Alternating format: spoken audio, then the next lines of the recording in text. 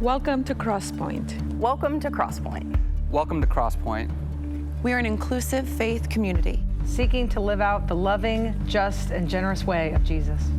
We are participants in a long tradition that's less concerned with doctrines and dogma that demand total agreement, but a life to be lived, enjoyed, and given away to others. What unites us is a growing awareness that life is precious. That we are made by love in order to love. This community is comprised of and affirms the entire human family. Regardless of race, age, creed, physical abilities, marital or economic status, gender identity, or sexual orientation. So, if you're curious and have come to see, if you are tired and have come to rest, if you are grateful and have come to share, if you are wounded and have come to heal, if you're joyful and have come to celebrate, if you are uprooted and have come to belong, welcome home. Welcome home. Welcome home. Welcome home.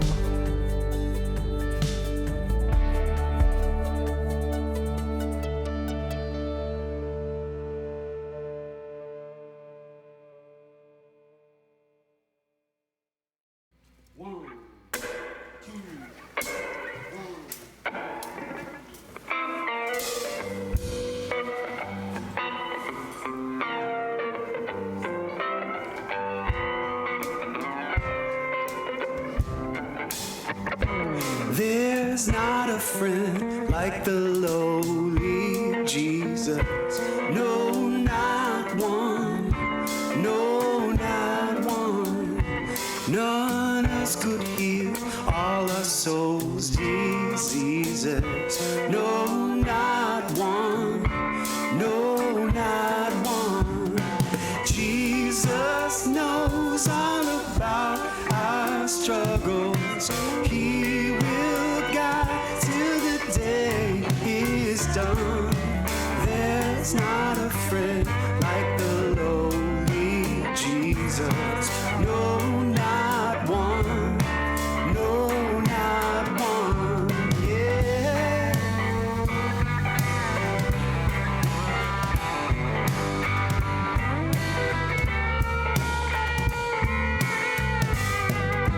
There's not an hour that he is not near us. No, not one. No, not one. No night so dark, but his love can cheer us. No, not one. No, not one. Jesus knows all about our struggles. He will guide till the day is done. There's not a friend like the lowly Jesus. No, not one. No, not one.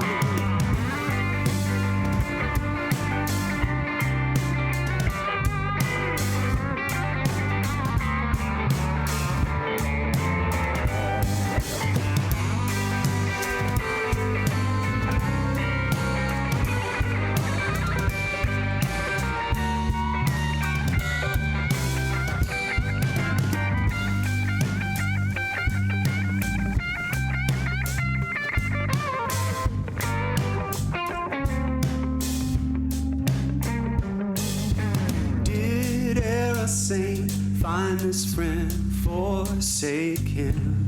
No, not one.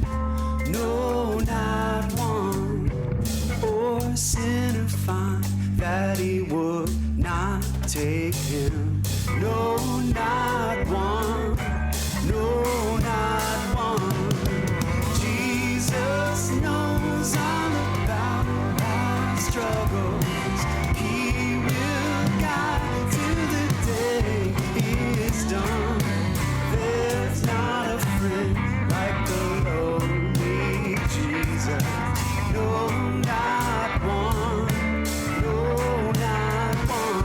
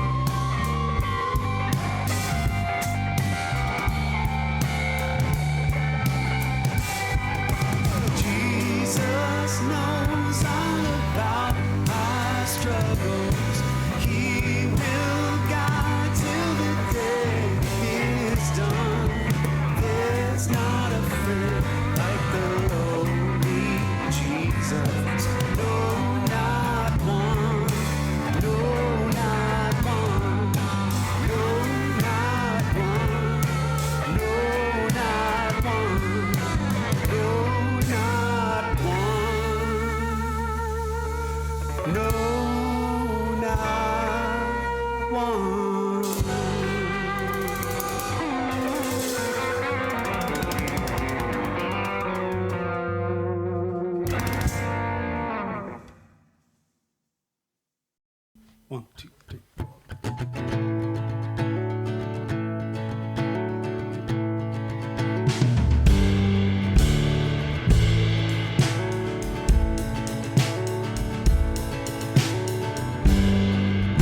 Mine eyes have seen the glory of the coming of the Lord. You are speaking truth to power. You are laying down our swords, replanting every vineyard till a brand new wine is poured. Your peace will make us one.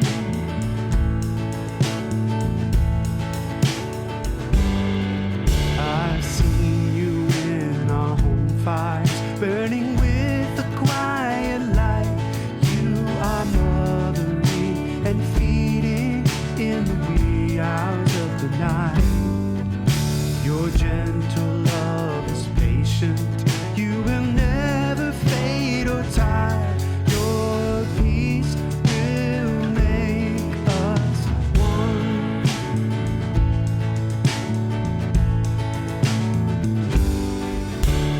Glory, glory, hallelujah. Glory, glory, hallelujah. Glory, glory, hallelujah. Your peace will make us one.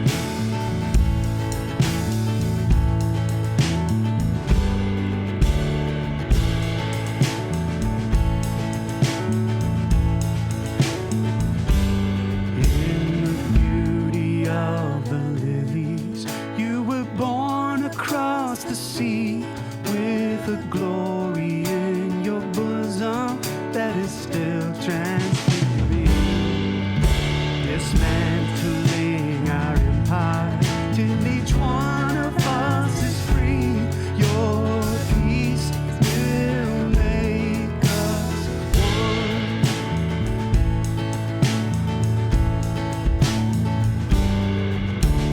Glory, glory, hallelujah.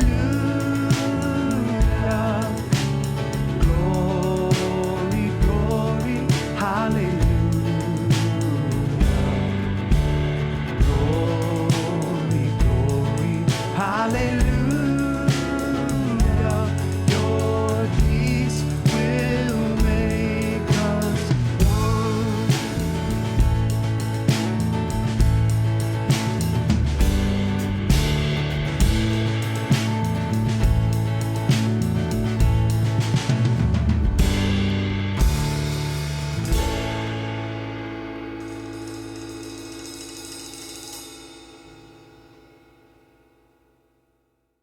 Hi, Crosspointe. As we enter into another week of 2026, I want to let you know about a few things coming up. First, just as a reminder that Crosspointe is funded entirely through your generosity. So if you're interested in finding out how to partner with us financially, you can go to crosspointe.org/contribute, or you can text crosspointenc to 77977 to find out how we all leverage our resources to do more good in the world. Second, parents, if you might have been around the last few weeks and heard about this awesome opportunity to help our students who are going on service trips this summer and at the same time have a night to yourself. Our Parents' Night Out is coming up on January 24th from 5 to 9 p.m. That's in person, and it's for ages 2 years old through the 5th grade. Our students have a fun-filled, age-appropriate evening planned for your kids. Many of our students that will be there serving that night also serve on Sunday mornings, so your child may already know somebody who's going to be there that evening. So take the night to spend as you please, and at the same time, help our students raise funds for their service trip. You can find out more, and you can register at the link found on our main page.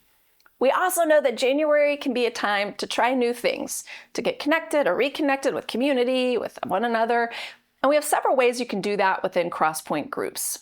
Winter groups are typically short-term groups that meet around a specific topic for a few weeks, and you can find a time and a topic that works for you, and get to meet new people and engage in conversation and life with other people from our community. And these meet both online and in person. You can find out more about groups and how to register at crosspoint.org/groups. Another way to get connected at Crosspointe is through volunteering. And if you're a current Crosspointe volunteer, please plan to attend the in-person volunteer training after service on January 25th. This is a really important time for all of our volunteers to review together the Crosspointe policies and guidelines, to get further education, to hear about some exciting things happening in our church, and also have some fun together with snacks and door prizes. And this will be a short meeting, 30 to 40 minutes. Your kids are welcome to attend with you. Please check them out first. If you're not a current Crosspointe volunteer, but you want to know about the many ways you can get involved through serving in and around our community, you can visit crosspoint.org/volunteer. And lastly, as you might already know, tomorrow is a day that our country stops to recognize a man who gave his life in service to other people. On Martin Luther King Jr. Day of Recognition and Service, we encourage you to make a point to serve someone in some way tomorrow, whether that's through attending an interfaith or recognition service to further your own knowledge and love of humanity, or maybe that's physically serving alongside others in a day of service activity, or maybe it's doing something on your own in your neighborhood, in your community, in your home. Martin Luther King Jr. in his 1968 sermon said, "Everybody can serve. You don't have to have a college degree to serve. You don't have to make your subject and verb agree to serve. You only need a heart full of grace, a soul generated by love." In the midst of everything that is happening around us, the negative and the awful, let's take a few moments to fill our hearts with grace and help generate love. Have a great week.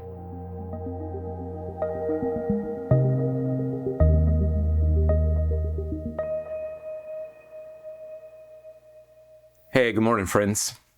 Well, today is going to be a different kind of message, but it's an important one for all of us who are a part of Crosspointe, whether you've been a part for a few weeks or several years. And I want to center it around our story of who we've been and how we got to where we are today, because I think it's vital that any community of people understands its history and how that history shapes who we are. And then I want to take some time and look forward.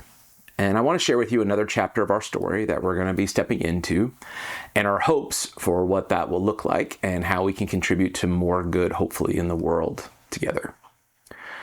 So Crosspointe's story started nearly 29 years ago when three families came together in the Midwest with a similar vision. They wanted to start a church that absolutely anyone could feel welcome in. And so these three families packed up their lives, left friends and family, and moved to Cary, North Carolina.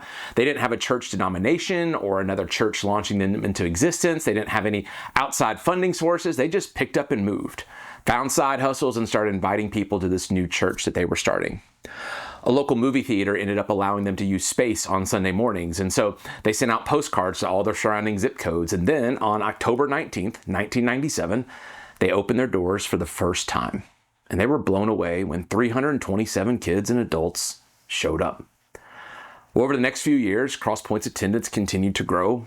And then in the early 2000s, Crosspointe started looking for a permanent location and eventually landed on an agreement to purchase 40 acres of land here in Northwest Cary. And so people sacrificed and gave generously, and the remaining financial gap was filled with a loan that the church voted to take on. And the reality was, it was way more land than they needed at the time, but they believed that a bigger story was unfolding. And then, on November 16th, 2003, Crosspointe held its first service on campus. It wasn't long after that the first senior pastor, Steve Larson, came to two decisions. One, that he was more wired to be an entrepreneur that helped churches get started rather than leading a large church, and that two, he was needed back at their family business in Michigan to help his dad run things. So Steve humbly stepped down, and he used his experience from Crosspointe to help dozens and dozens of new churches start across the country. It was about 21 years ago that I got a phone call from the team here at Crosspointe while I was serving at a church in Indianapolis and asked if I'd consider interviewing for their lead pastor position. After a fairly wild series of events, which is a whole other story entirely, I ended up accepting the position here, and my family and I moved to Cary in June of 2005. Well, over the next several years, Crosspointe's attendance continued to grow. At one time, we were recognized as one of the fastest growing churches in the country. And on April 4th, 2010, Crosspointe had its largest gathering for one service when over 3,500 people gathered for Easter at Cocoa Booth Amphitheater. Over the next few years, eventually events like Crosspointe Christmas services would bring over 5,000 people together. And so by all the standard contemporary church metrics, we seemed super successful. Yet, a few major seismic shifts were starting to happen. Now, these shifts didn't happen overnight. They had been brewing inside many of us who were leading for years, but they manifested at a few critical points. Since we were growing so quickly, the standard accepted next step for a church like ours was to build a bigger church building for ourselves to accommodate everyone who was attending. So we invested in some great architects who we worked with for about a year. They designed a beautiful church campus for us. It looked much more like a modern South Point mall. It was stunning. But then there was this moment when a handful of us were sitting around looking at these beautiful designs, and it just didn't sit right. And then someone articulated, if we build this thing, I think we may actually lose the heart of who we actually are. And there was this immediate sense of collective agreement. If we stayed on this road, we'd lose ourselves. We'd lose the heart of Crosspointe, and we'd end up as something we didn't want to be. And that conversation started a major shift in our thinking. So we scrapped all of it, all the work, all the investment, all of it, and we started over. And that kicked off a long period of waiting and trying to explore different options, but all of them felt like settling. Eventually, what started to resonate was, hey, we have all this land. We have a great building. We have a great parking lot, but most of it sits empty every other day of the week besides Sunday. And that just seems like a waste of resources. So what if we could partner with another organization somehow so that both of us could do more together than we could just do on our own? And after what seemed like a random conversation over lunch, we became aware that the YMCA of the Triangle was looking for land in our area, but was having a difficult time finding any. So we started having a conversation. Hey, what if we didn't actually build a bigger church building for ourselves, but we actually built a YMCA for the city instead? So we approached our leadership and said, okay, what if Crosspointe raises all the money, and then Crosspointe designs and builds you a new YMCA for the city, and then we will lease it to you to run and operate? Now, this model and proposal was something that hadn't been done before anywhere in the country. There was no map to follow, but it just felt like it was a good story that aligned with our collective hearts, where we were asking, what does our city need and how can we help? You see, we used to drive by the Harris Teeter parking lot just around the corner from here, and there would be 100+ kids just hanging out there after school because there was nowhere else nearby for them to go. Well, we wanted to be a part of changing that. We wanted to be a part of creating jobs, a part of creating space for the community to gather together regardless of what they believed. But it wasn't smooth sailing. We negotiated terms for over a year, and at least 3 different times negotiations fell completely apart, but there was still this strong nagging sense of, this is just how all the best stories go. They're never easy. So we kept pushing through, and eventually we came to terms with the Y, and then we had to come to terms with the town of Cary for rezoning the land. Now, I want to take a moment, and I want to let you hear what the town of Cary had to say about the members of Crosspointe after one of our presentations. Furthermore, we believe that this tells a much better story of community organizations finding a way, working together, rather than solely being focused on their own mission. Obviously, I believe this proposed rezoning is an excellent use of the property for many of the reasons I've already stated. And if the rezoning is approved, we believe the uses envisioned for the property will be a welcomed addition to the area. And so we ask you for your support. Thank you very much. Thank you. Ms. Robbins. I don't have a question. I just want to say how exciting this is. We talk to citizens all the time about the value of giving back to our community and helping to build it. And I just look at this as the most innovative and exciting collaborative effort that we have seen. I mean, I just think it's very, very exciting. And I'm just so impressed. I met with the church several weeks ago to hear about it. And, I left there just thinking that the members of this church just get it. I mean, they get the idea of giving back and ministering to our community in the most relevant way possible. So I'm very excited about this initiative, and we used to always throw around the word remarkable. We wanted our community to be remarkable. I think this is a remarkable collaboration. I'm excited. Yeah, I agree with you. I'm excited too. The members of this church just get it when it comes to giving back and ministering to our community in the most relevant of ways. Well, this is what we wanted our reputation to be. And here was the local government acknowledging that when people think of Crosspointe, they first think about how we choose to love and serve the practical needs of our community. Well, that kicked off an intense 3-year period. For 2 years, hundreds of people and families sacrificed and gave generously to make this project a reality. We voted to borrow the remaining amount of money, and we started the construction. Construction on campus was chaotic, to say the least. Because we weren't building on a different property in a different location, the very site that we met at every Sunday was now a construction zone. So for about 1.5 years, we all parked at a nearby high school lot. We shuttled people over to service on Sunday mornings, and it was hard, and it was messy, and it was exhausting in many ways. But it was also beautiful and daring and full of significance.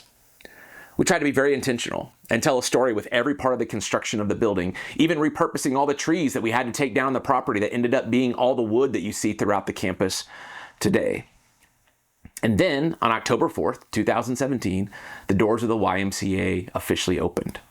Crosspointe was the owner of the entire campus, and the YMCA leased the building from us. However, another seismic shift was taking place during those years of construction. Many of us as leaders were growing up and maturing and waking up to some things that put us in direct conflict with how we as Crosspointe had gone about things for years. You see, one of the reasons we had grown so much into this large contemporary church with kind of these evangelical roots was that we had taken the position to be ambiguous on a few critical issues that often divide people culturally. And in speaking just for myself, by nature, I tend to really want to be a uniter, someone who's bringing people together. And ever since I was a kid, I was the one who held people together, whether it was my family or friends or teams or now even the church. So I became good at being ambiguous on some key issues where people could attend Crosspointe week after week, and no matter where you stood on some of these critical cultural issues, you could listen to what I said, and it was just vague enough where you could interpret it how you wanted to interpret it and feel like, you know what, I can line up with that.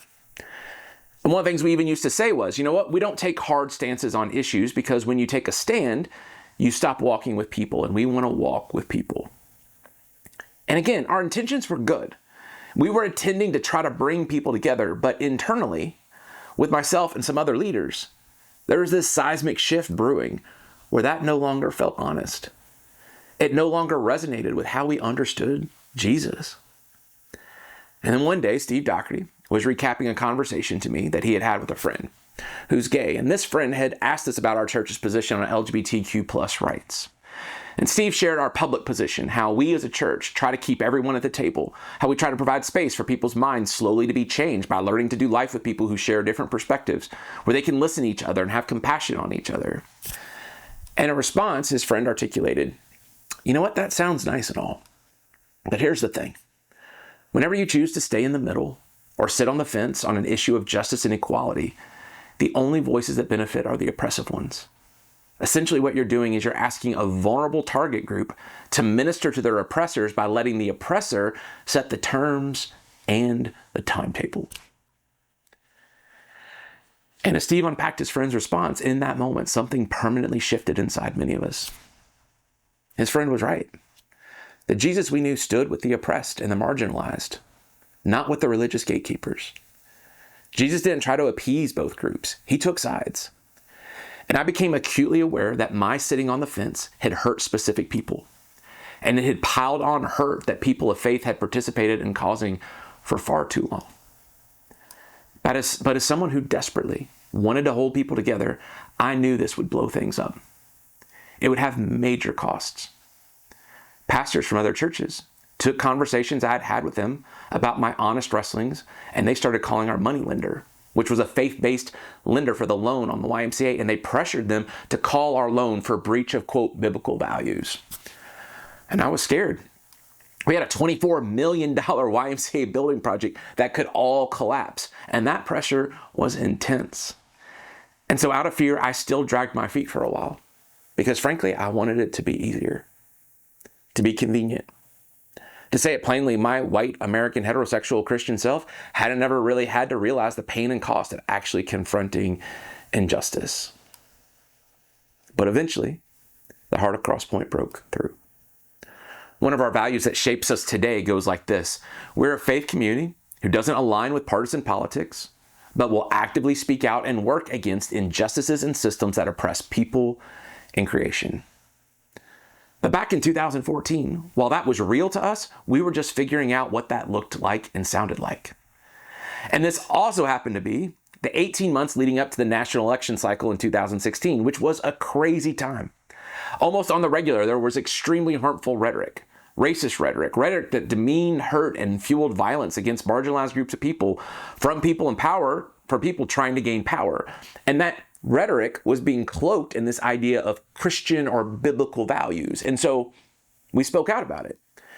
And people became upset that we were now, quote, getting political. But things had shifted for us. We now understand that loving people requires that we can't ignore politics, because politics deals with the practicalities of how we all do life together, how we treat one another. And then, while we were at it, over the next several months, we ended up ripping the Band-Aid and getting very clear on issues of equality and inclusion of the LGBTQ plus community, and confronting some particularly toxic religious ideas like the idea of a fiery eternal torment for people who don't believe all the approved things in a place called hell. Because ideas like that don't line up with Jesus, or were taught by Jesus. They're used to control people and instill fear. And we said the things into a microphone that the tradition told us not to say, but they were honest. And they were necessary if there was any hope in moving forward for our core group of leaders with a sense of integrity. Now, to be really clear, this was not a, hey, look at us and how bold and courageous we were. This was repentance on our part and on my part. We had to make public and private apologies to people we didn't stand up with and for. We didn't do something great then. We stopped doing something awful. And that's an important distinction. Still, not surprisingly, we upset a lot of people. Thousands ended up leaving our church community, and it was gut-wrenching for everyone involved. And honestly, there's still a fair amount of heartbreak for all of us as leaders and our families, our kids, some of you who lived through all of that. Things that were said to us and about us, things that were said about you, things our spouses and kids endured, treasured relationships that were blown up and left in shambles. And yet, looking back, I have to take responsibility for what I can take responsibility for. And the thing is, it was a dramatic shift for a lot of people who had gone to Crosspointe for years. They were used to things being ambiguous, and they were used to that because that's how I led it.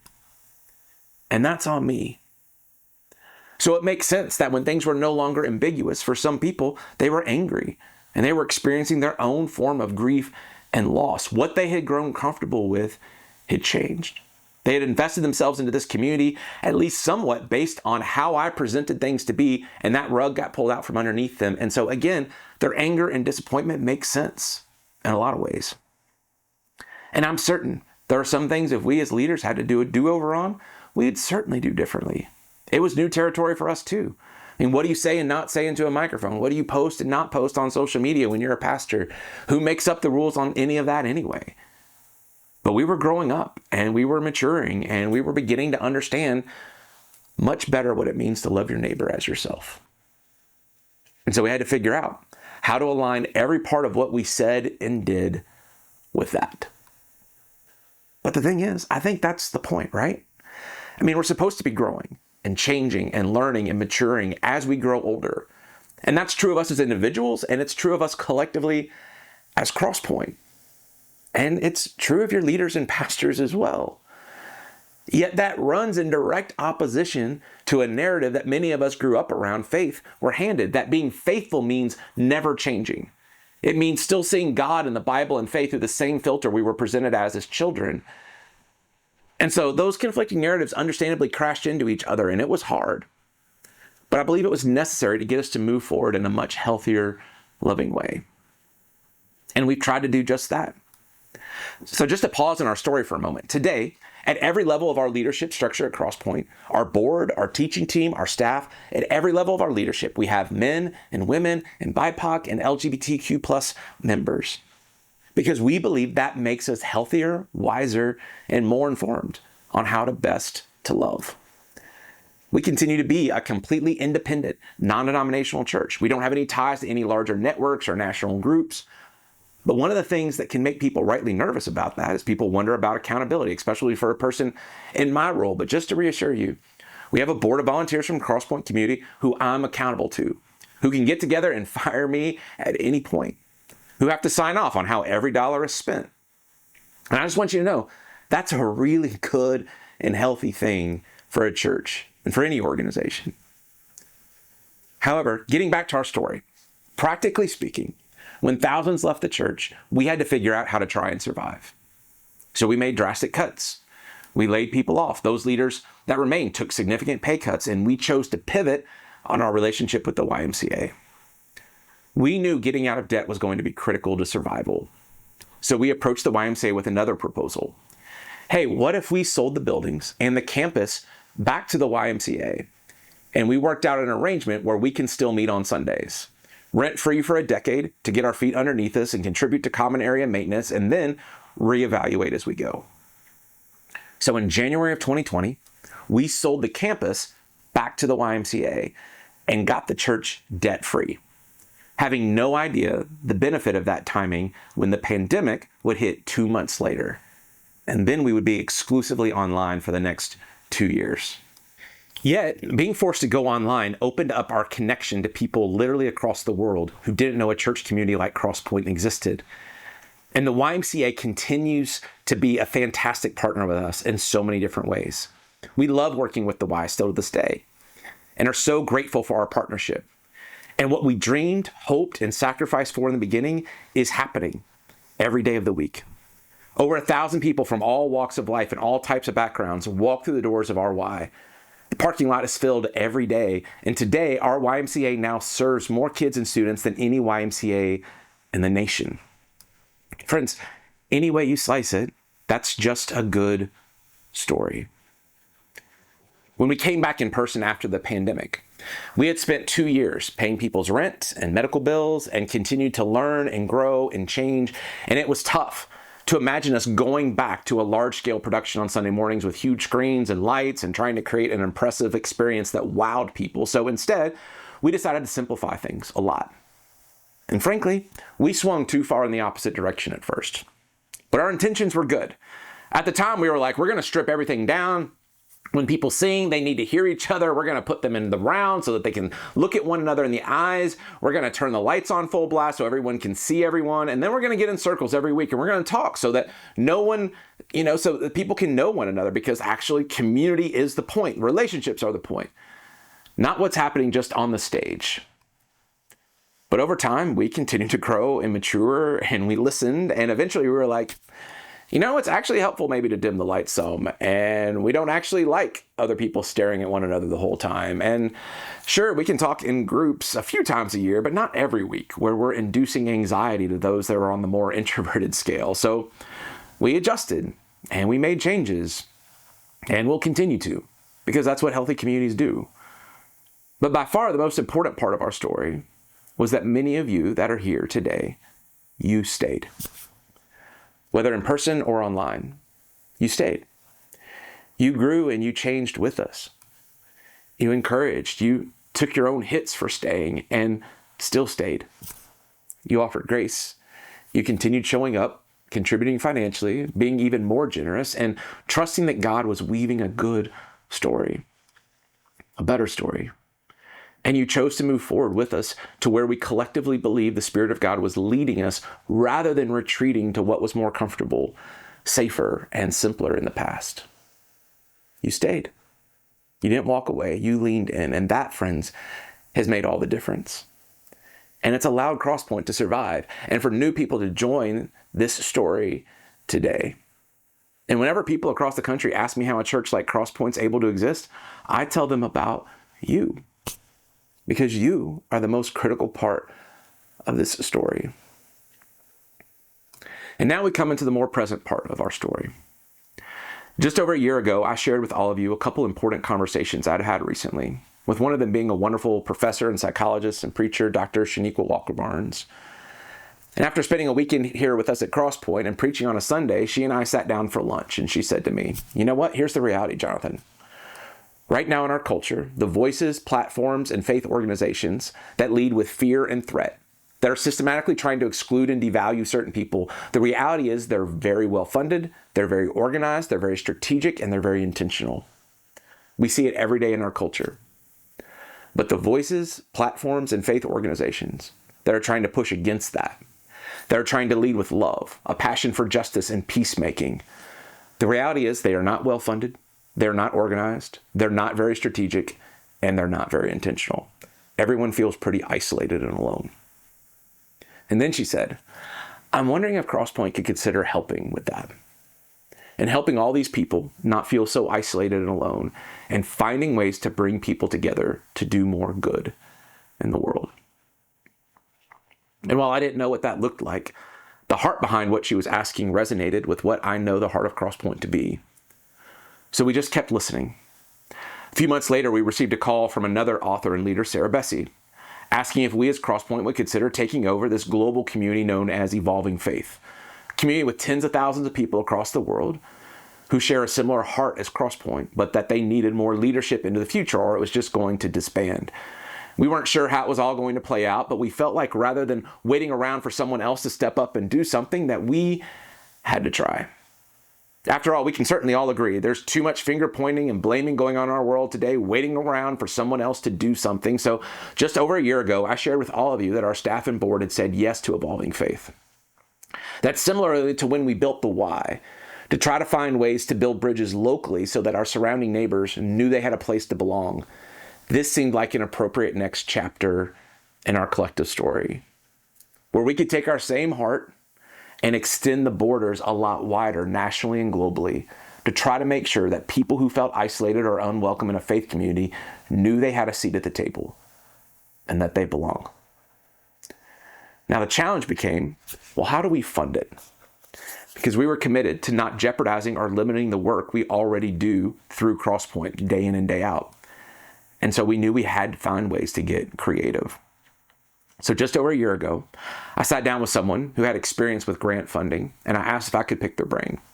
They were very kind and generous with their time, and they explained that the best strategy would be to start off by applying for what she referred to as smaller grants, like $10,000 to $15,000 grants, and that after a couple years, if we were able to win a few of those, that we would become a more known and trusted organization that could apply for potentially larger grants. And that made a lot of strategic sense to me.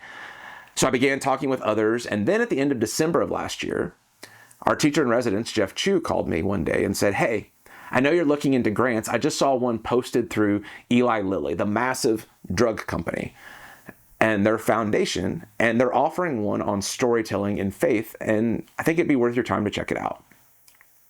So I did. And come to find out, the Lilly Foundation was started in the 1930s.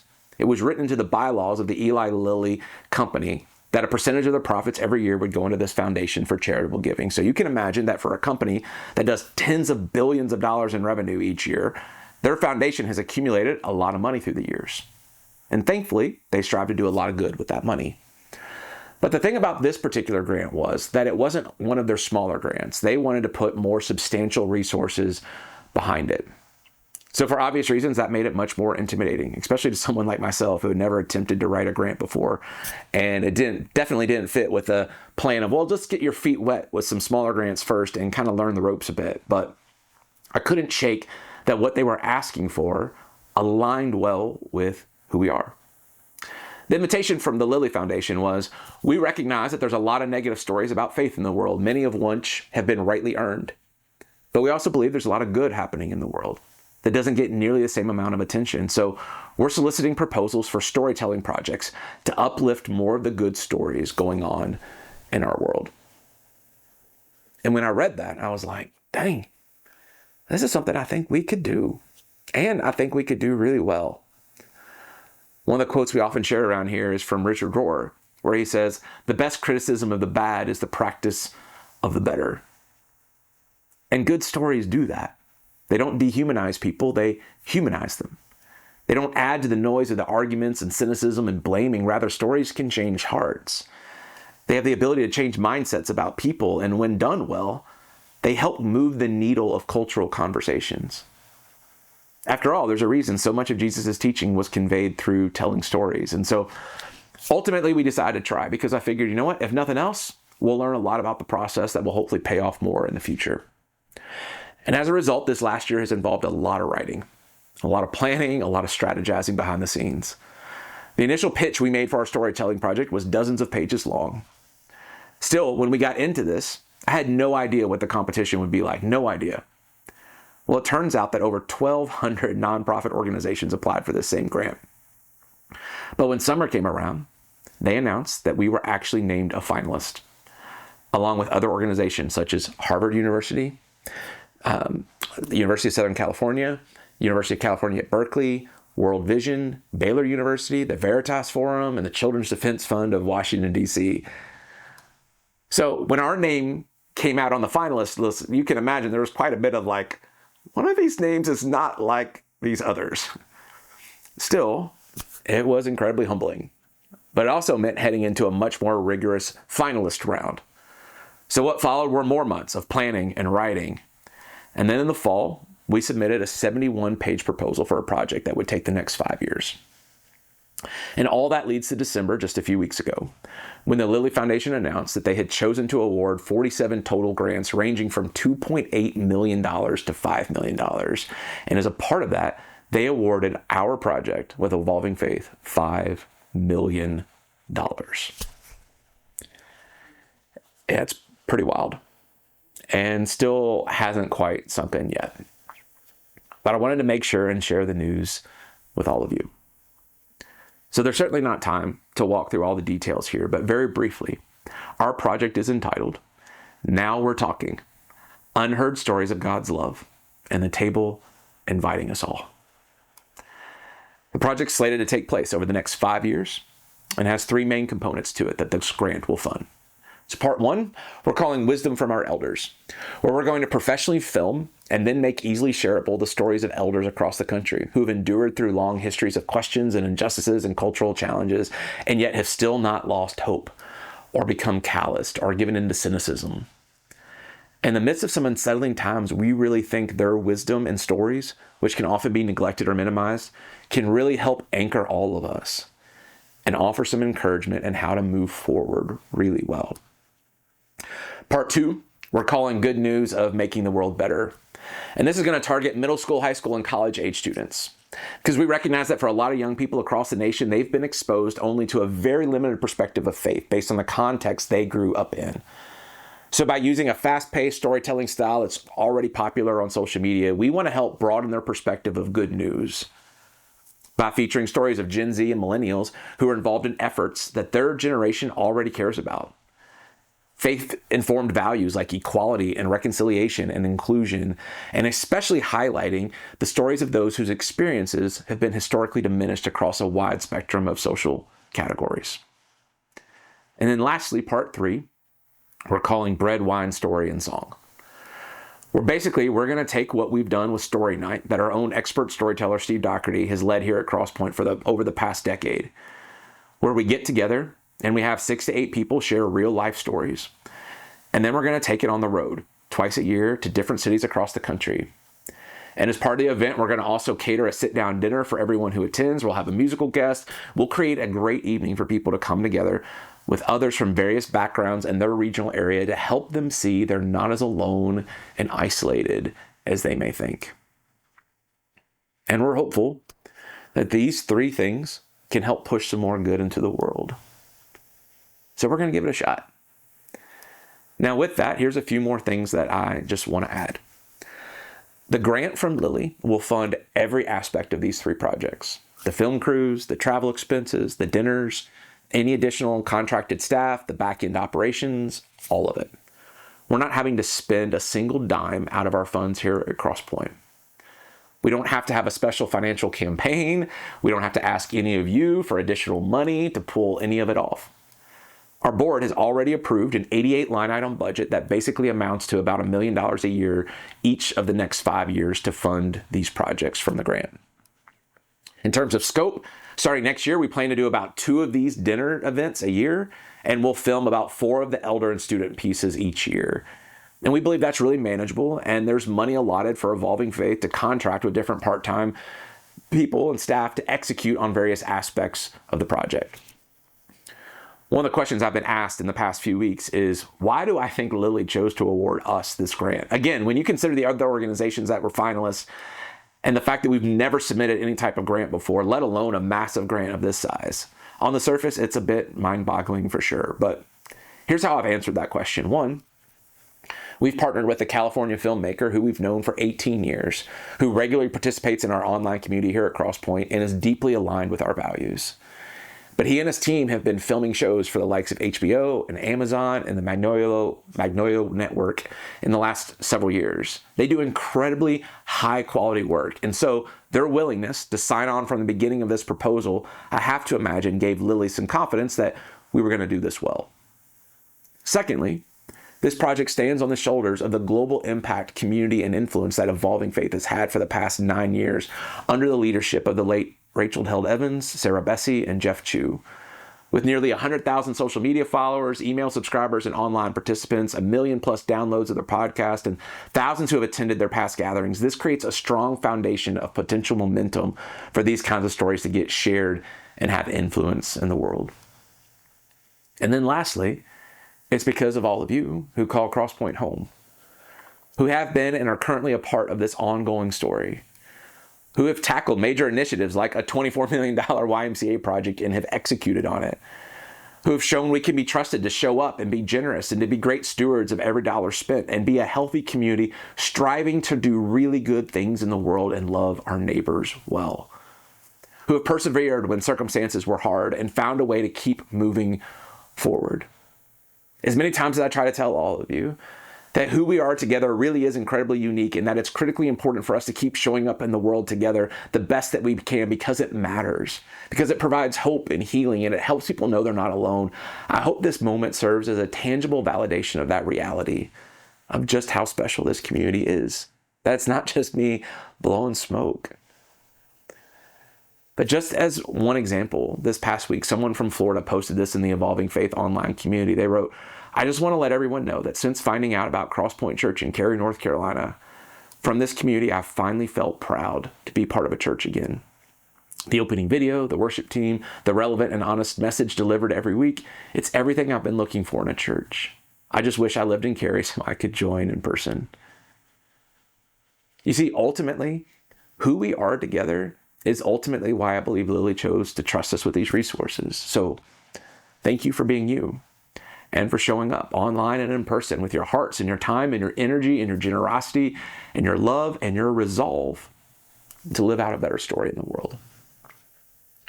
Now, I'd be remiss if I didn't bring up one thing that makes me nervous, that I just need to name.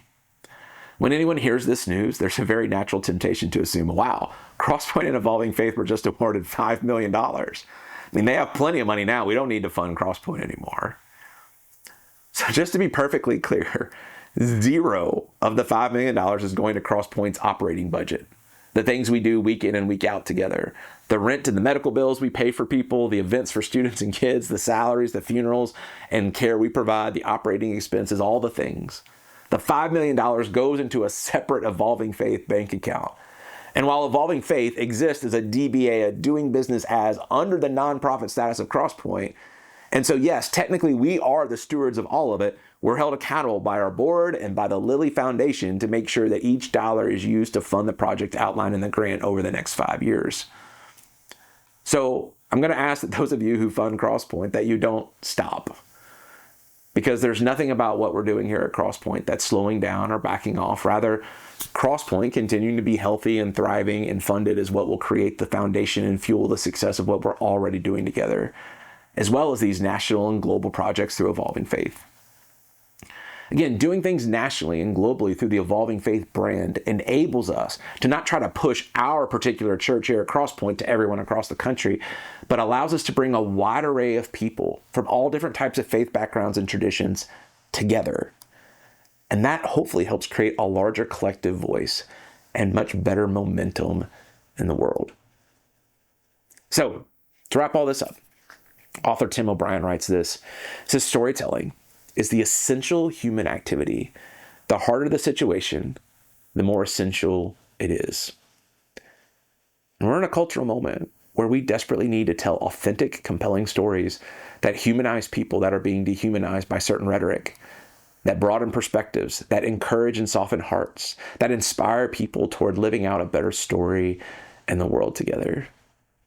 For years, many of you have asked, how can we share the heart of Crosspointe in a larger scale way? Well, this is a swing that we're going to take.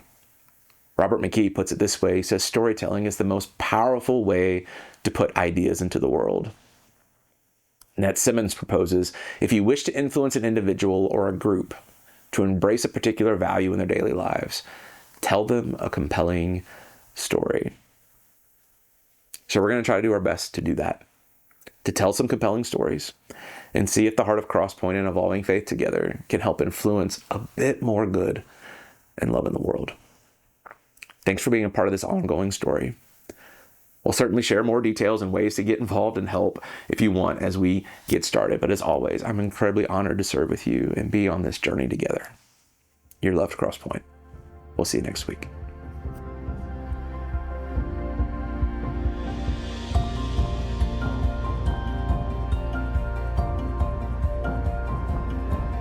If you would like to know more or get connected to Crosspointe, go to crosspoint.org. If you're in need of care or assistance, go to crosspoint.org/care. And welcome home.